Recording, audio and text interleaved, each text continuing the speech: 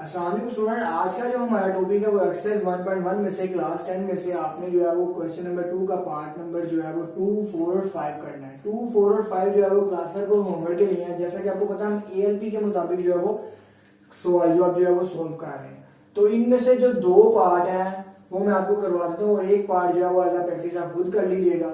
तो part number 2 अगर आप देखें तो पार्ट नंबर 2 के ऊपर आपके पास जो क्वेश्चन है वो ये दिया गया है कि आपके पास 3y² equal to y into y minus 5 है और आपने उसको सोल्व करना है बाय फैक्टराइजेशन। तो आप सबसे पहले देखिए कि आप इसको फैक्टराइज कर सकते हैं या नहीं।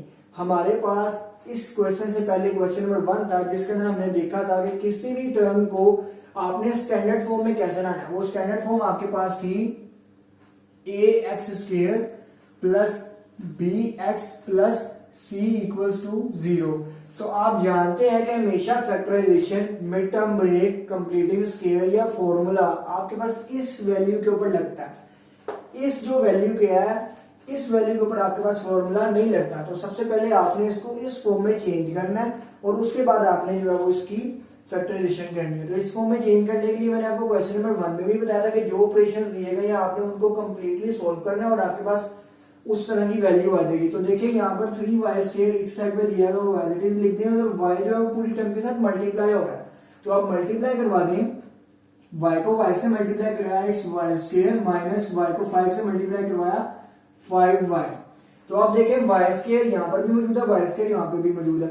तो आप देखें दोनों में से कौन सी वैल्यू कंपैरिजन करें बड़ी है। तो आपको पता लगेगा कि आपके पास जो लेफ्ट हैंड वाला 3 है, जो लेफ्ट हैंड वाली y² वैल्यू है वो बड़ी है क्योंकि वहां पर 3 मौजूद है और यहाँ पर 1 मौजूद है। तो आपने बड़ी वैल्यू की तरफ जो है वो मूव करना होता है। तो 3y² माइनस y² आ जाएगा और माइनस 5y जो है वो आपके पास एज इट इज रह जाएगा। तो यहाँ पर आपके पास आंसर आ जाएगा 2y² और ये 5y भी जो है इधर ले जाएंगे माइनस का, तो इधर आगे हो जाएगा प्लस 5y इक्वल्स टू 0। तो यहाँ पर अगर आप देखें तो आपके पास दोनों वैल्यूज के अंदर जो है वो y लिखा हुआ है। तो अगर y आप कॉमन ले तो आपके पास आ जाएगा 2y प्लस 5 इक्वल्स टू 0। तो ये आपके पास दो जो है वो टर्म बनी है। अगर आप इसको फैक्टराइजेशन अप्लाई करें तो आपके पास y इक्वल्स टू 0 आती है और एक वैल्यू आती है 2y प्लस 5 इक्वल्स टू 0। तो यहां से अगर आप y की वैल्यू के लिए सॉल्व करें तो प्लस 5 है, उधर जाके हो जाएगा माइनस 5 और ये 2y इधर मल्टीप्लाई हो रहा है तो इधर आके हो जाएगा डिवाइड। तो ये थी स्टूडेंट आपके पास इसकी फैक्टराइजेशन y के लिए। एक आंसर आता है 0 और एक आंसर आता है माइनस 5/2। तो ये इसकी फैक्टराइजेशन थी क्वेश्चन नंबर 2 की। क्वेश्चन नंबर 2 के पार्ट नंबर 4 की तरफ मूव करते हैं। पार्ट नंबर 4 आपके पास x plus 1 over x plus x over x plus 1 equals to 25/12। सबसे पहले स्टूडेंट आपने इसको स्टैंडर्ड फॉर्म में बनाना है। तो स्टैंडर्ड फॉर्म में बनाने के लिए मैंने आपको लास्ट टाइम एक तरीका बताया था कि आपके पास एलसीएम वाला तरीका है, लेकिन इस क्वेश्चन में मैं आपको एक दूसरा तरीका जो है वो उस तरीके से जो है वो सोल्व करना बताता हूँ। उस तरीके से सोल्व करने से आपको बेनिफिट ये होगा कि आपके पास कंफ्यूजन किसी तरीके से नहीं होगी। एलसीएम कैसे लेते हैं या एलसीएम क्या आएगा, एलसीएम मेरा गलत तो नहीं आ रहा, उससे बचने के लिए आप जो है वो नीचे वाली जितनी भी वैल्यूज है उन सब वैल्यूज को ऊपर वाली हर वैल्यू के साथ मल्टीप्लाई करवा दें। तो सबसे पहले आप देखें नीचे आपके पास x है, x प्लस 1 है और 12 है। तो तीन वैल्यूज आपके पास नीचे हैं। सबसे पहले आप इन वैल्यूज को एज इट इज लिख लें।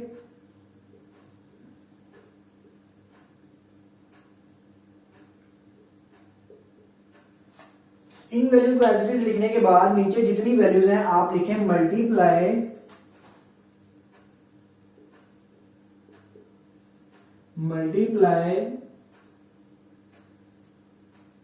बाय, नीचे कौन सी वैल्यू है, सबसे पहली वैल्यू है x, दूसरी कौन सी वैल्यू है x प्लस 1, तीसरी कौन सी वैल्यू है 12, मल्टीप्लाई बाय x प्लस 1 और 12। जब आप इस पूरी टर्म को इन वैल्यू से मल्टीप्लाई करेंगे तो आपके पास आ जाएगा x plus 1 over x multiply by x plus 1 और 12 plus x plus 1 multiply by x plus 1 और 12 equals to 25 over 12 multiply bye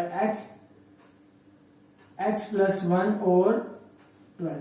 तो स्टूडेंट आप देखते हैं कि आपके पास ये x नीचे लिखा हुआ और ये x ऊपर लिखा है, दोनों आपस में कट हो रहे हैं, तो आप काट दें। ये x+1 नीचे और x+1 ऊपर है, दोनों आपस में कट हो रहे हैं, काट दें। ये 12 नीचे और ये 12 ऊपर है, ये ऊपर वाले वैल्यू के साथ मैंने लिख रहा था, लेकिन उसको नीचे इस वजह से लिखे क्योंकि ऊपर जगह नहीं, तो 12 ऊपर है, नीचे दोनों आपस में कट गए हैं। तो अब सिंप्लीफाई करके लिख लें, जो आपके पास वैल्यूज बच रही हैं, इस वैल्यू को इस वाले के साथ अगर मल्टीप्लाई करवाएं तो आपके पास x+1 यहां से बच रहा है, और यहां से आपके पास 12 को x से मल्टीप्लाई करेंगे, 12x+1 12 बच रहा है। 12 को x से मल्टीप्लाई किया 12x, 12 को 1 से मल्टीप्लाई किया 12, प्लस इसको इसके साथ मल्टीप्लाई करवा दें x² और आपके पास 12 बच रहा है, क्योंकि ये वैल्यू तो खत्म होगी। इक्वल के उस तरफ आपके पास 25 और x² को इसके x को इस तरह मल्टीप्लाई करवा दें, x² प्लस x बच रहा है after multiplication.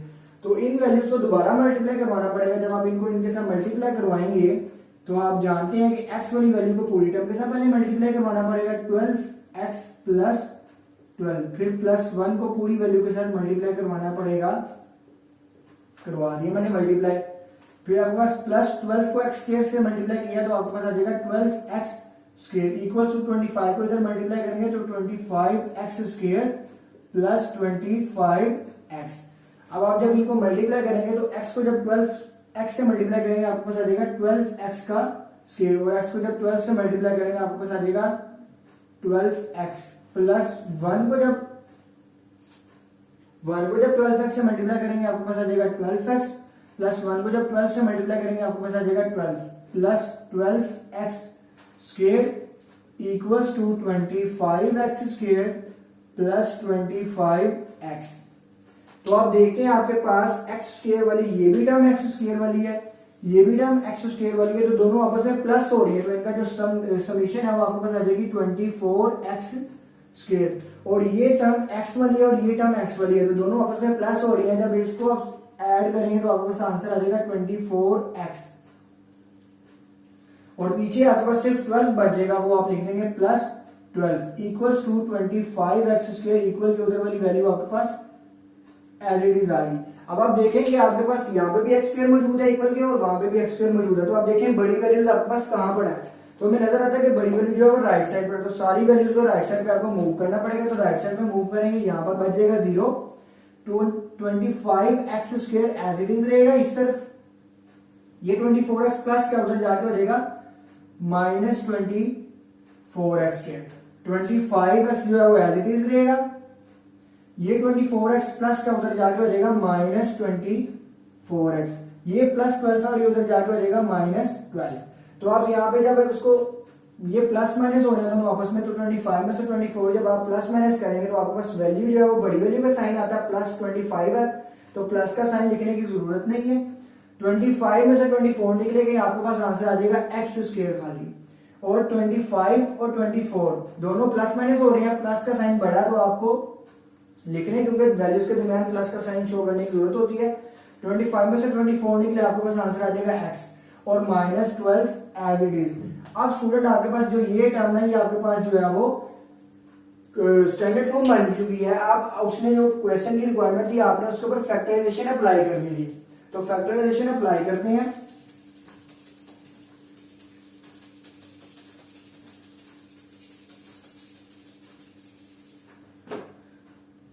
x² plus x -12 के ऊपर आपने फैक्टराइजेशन जो है वो अप्लाई करनी है। स्टूडेंट फैक्टराइजेशन अप्लाई करने का सबसे आसान तरीका ये है कि आप लोग जो आखिर पर वैल्यू लिखी है x² और -12 उनको एज इट इज लिख लो,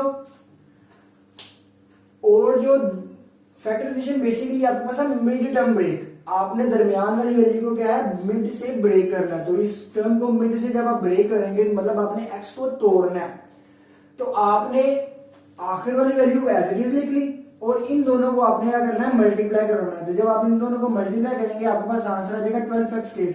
आपने इससे कुछ इस तरह के वैल्यूज ढूंढनी है, दो पेयर बनाने, ऐसे पेयर बनाने हैं कि आपके पास दरमियान वाली वैल्यू 1 है, इनकी जगह 2 वैल्यूज आए, और ऐसी वैल्यू आए कि उसको प्लस या माइनस करें तो ये आए, और मल्टीप्लीकेशन करें तो 12 आए। तो स्टूडेंट आपके पास कैलकुलेटर होगा, कैलकुलेटर के ऊपर लास्ट वैल्यू क्योंकि 2 लिखी हुई है, इवन वैल्यू है, तो इसका मतलब आपने इवन टेबल से स्टार्ट करना है। कैलकुलेटर के ऊपर जब आप इसको 2 से डिवाइड करेंगे तो आपके पास आ जाएगा 6, तो 2 और 6 को मल्टीप्लाई करो तो आपके पास 12 आता है, लेकिन 12 मल्टीप्लीकेशन के लिए जो है वो आपके पास ऐसा फैक्टर ढूंढना जो मल्टीप्लाई करो तो 12 है, एडिशन या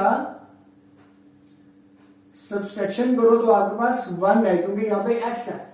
तो देखो 2 और 6 को आप मल्टीप्लाई करके 12 तो लेके आ सकते हो, लेकिन 2 और 6 को प्लस या माइनस करने पे आपके पास 1 नहीं होता, इसका मतलब वो पेयर आपका कैंसिल हो जाएगा।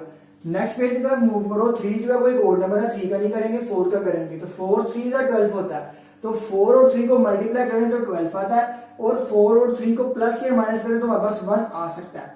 तो स्टूडेंट आपके पास जो पेयर जो बनेगा वो आपके पास बनेगा 4 मल्टीप्लाई बाय 3 इक्वल्स टू 12, और 4 और 3 को प्लस माइनस करो तो आपके पास 1 आ सकता है। तो आपने सेकंड थिंग ये याद रखनी है कि जो बड़ी वैल्यू है यहाँ पर जो आपके पास पेयर बनेगा उसमें जो बड़ी वैल्यू होगी आपने ये वाला साइन जो ऊपर मिड वाली वैल्यू के साथ जो साइन लिखा हुआ है आपने उसको वो साइन जो है वो असाइन करना है।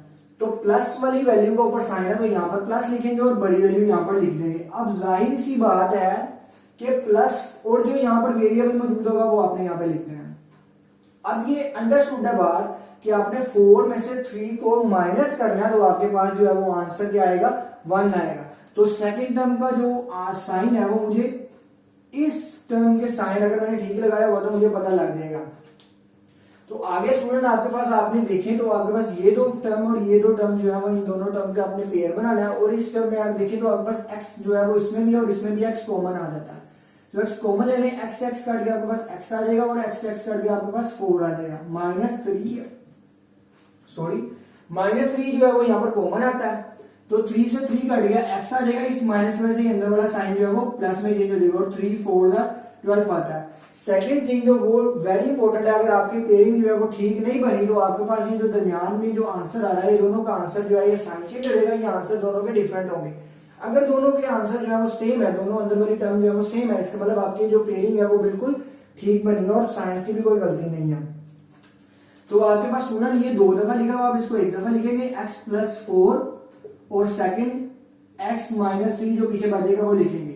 तो यहां पर अगर आप x की वैल्यू के लिए सोल्व करो तो x + 4 = 0 और x - 3 = 0। तो यहाँ पे x की वैल्यू आ जाएगी 3 माइनस का उधर जाकर हो जाएगा पॉजिटिव और यहाँ पर वैल्यू आ जाएगी -4। तो स्टूडेंट आपके पास जो सोल्यूशन सेट है वो -4, 3 का आएगा। तो इस तरह स्टूडेंट आएगा जो हमारा टॉपिक है वो 1.1 में से एक्सरसाइज 1.1 में से क्वेश्चन नंबर 3 है, उसके जो 3 पार्ट है वो आपके पास जो है वो गिवन है एएलपी सिलेबस के मुताबिक। उन 3 में से पार्ट नंबर 5 जो है वो मैं आपको करवा देता हूँ। 1 और 4 आपने एज अ प्रैक्टिस जो है वो खुद करने हैं।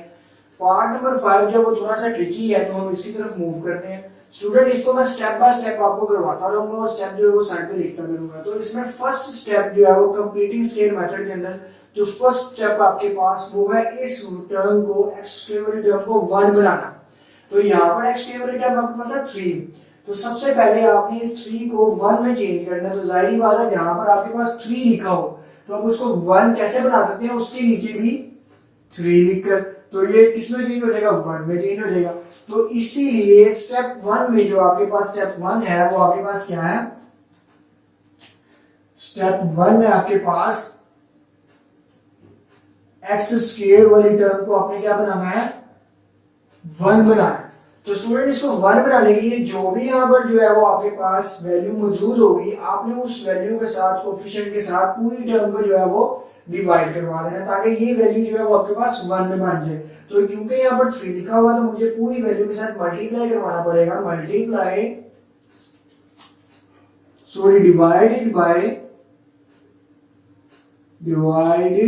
Divided by 3। तो जब आप 3 से डिवाइड करेंगे आपके पास आंसर आ जाएगा 3x² / 3 + 7x/3 और 0/3। तो स्टूडेंट ये 3 से आपके पास ये 3 कैंसिल हो जाएगा, पीछे बचेगा आपके पास x²। अब देखिए x² वाली टर्म जो है वो 1 बन गई और आपके पास बचेगा +7x/3 = 0 को उससे डिवाइड किया तो आपके पास बचेगा 0। सेकंड जो स्टेप है आपके पास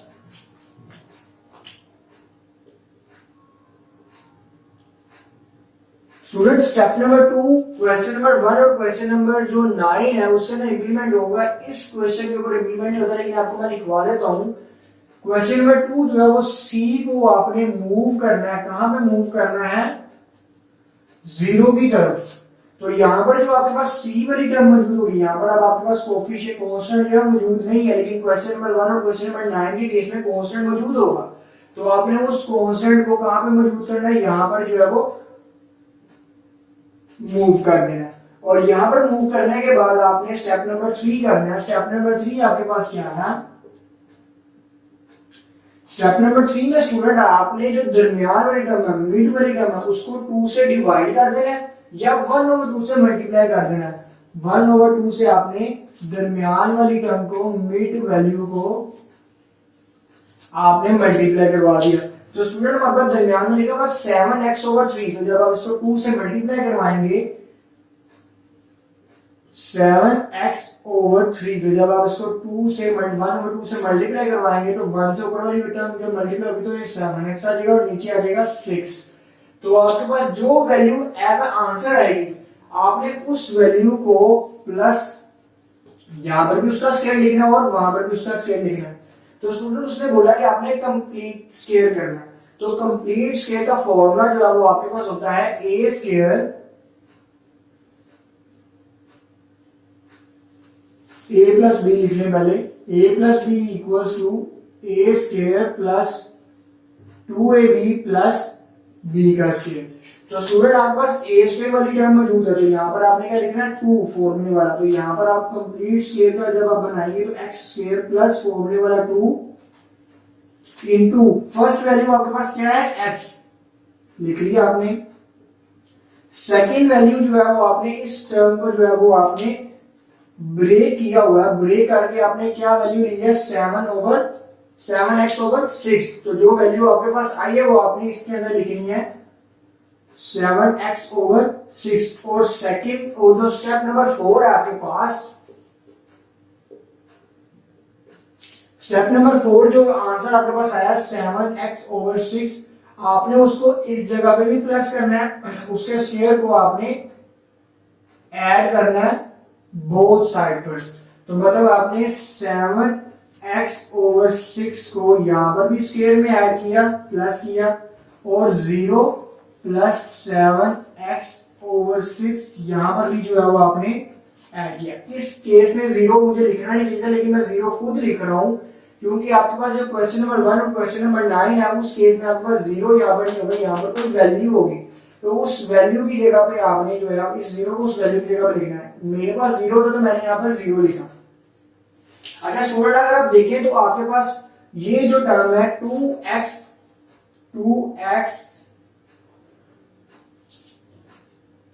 सॉरी x को जो है वो आपने यहां पर नहीं लिखना।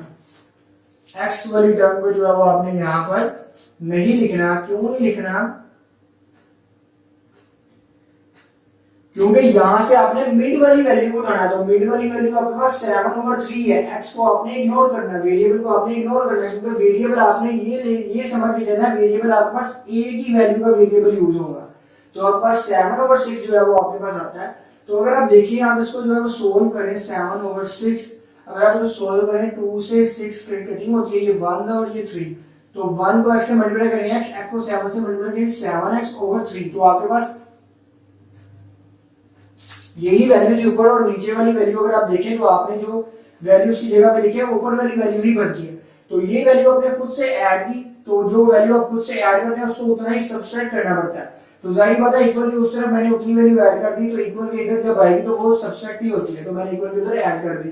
तो स्टूडेंट अगर आप देखें तो आपके पास a square plus 2b plus b square ये पूरी उस शक्ल में बना। यहाँ पर अगर लेके चले कि x जो है वो हमारे पास a की वैल्यू है, 7/6 जो है वो हमारे पास b की वैल्यू है। तो अब देखिए हमारे पास कंप्लीट जो है वो फॉर्मूला बन रहा है a plus B whole square का। तो यहाँ पर लिख लेंगे a plus B whole, a की वैल्यू क्या है x प्लस b की वैल्यू क्या है 7/6। तो इसका whole square equals to 7 over, क्योंकि 0 इसके साथ प्लस भी हो जाए माइनस भी हो जाए तो एक ही जगह।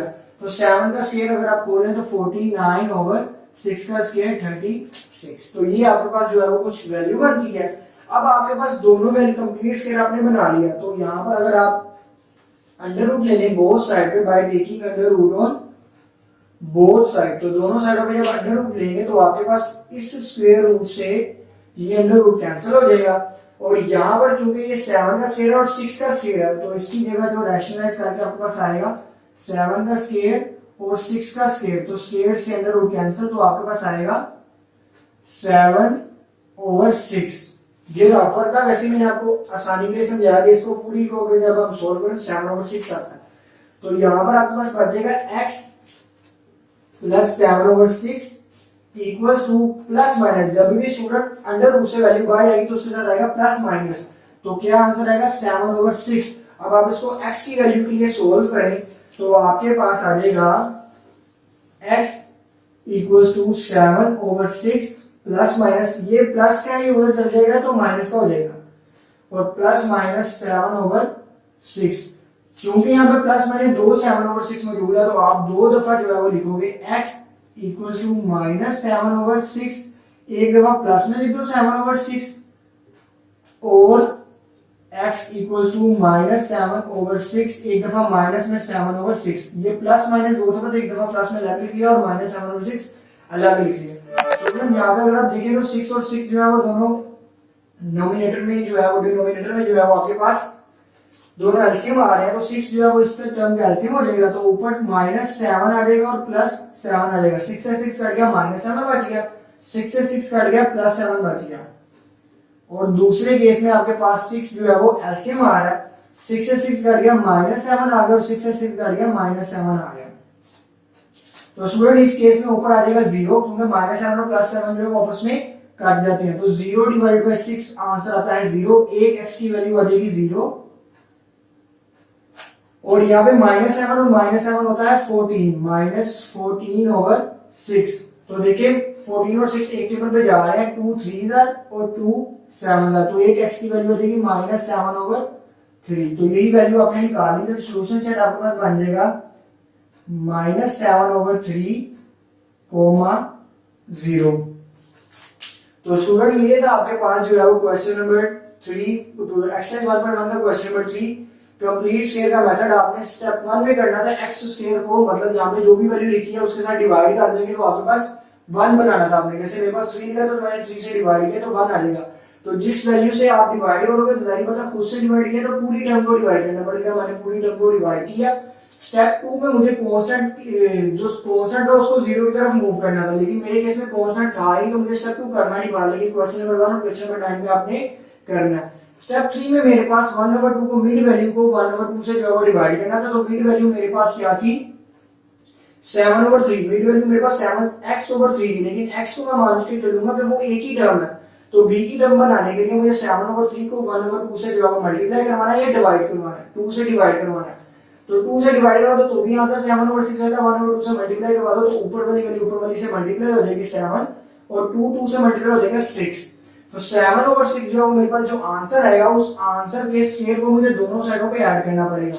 स्क्वायर का फॉर्मूला जो है वो मेरे पास a² + 2ab + b² है, तो फॉर्मूला बनाते हुए x² + 2 a की वैल्यू लिखी और b की वैल्यू जो मैंने निकाली थी 7/6 उसका स्क्वायर लिखा इक्वल्स टू 0 प्लस दोनों साइडों पे मुझे वो करना था, तो ये स्क्वायर जो है मैंने खुद से ऐड किया, तो यहाँ पर भी जो है वो मुझे खुद से ऐड करना पड़ेगा। तो स्टूडेंट यहाँ पे 7/6 जो है वो √49/36 होता है, उन दोनों का मुझे अंडर रूट लेना पड़ेगा क्योंकि यहाँ पर भी स्क्वायर वाली टर्म जो है मौजूद थी, मुझे x की वैल्यू का आंसर चाहिए था, तो स्क्वायर से अंडर रूट कैंसिल हो जाएगा, तो मेरे पास x प्लस 7/6 बच जाएगा और उधर बच जाएगा प्लस माइनस 7/6। तो इन दोनों की टर्म्स को x के लिए जब सोल्व करूंगा तो मेरे पास एक आंसर आ जाएगा 0 और एक आंसर आ जाएगा -7/3। होप्सो आपको जो है वो वीडियो पसंद आई होगी और कॉन्सेप्चुअली आपको जो है वो समझ आ गई होगी कि आपने कंप्लीट जो है वो किस तरह शेयर करना है। आपने इन स्टेप्स को फॉलो करके सिंपल जो है स्टेप को फॉलो करके आपने कंप्लीट शेयर करना है। थैंक्स फॉर वॉचिंग, अल्लाह हाफिज़।